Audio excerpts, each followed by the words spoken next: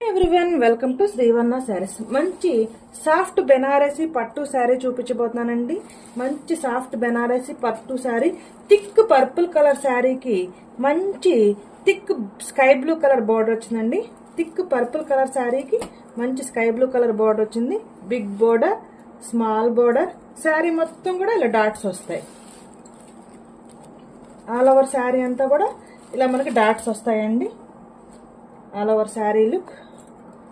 And this is the పల్లు part.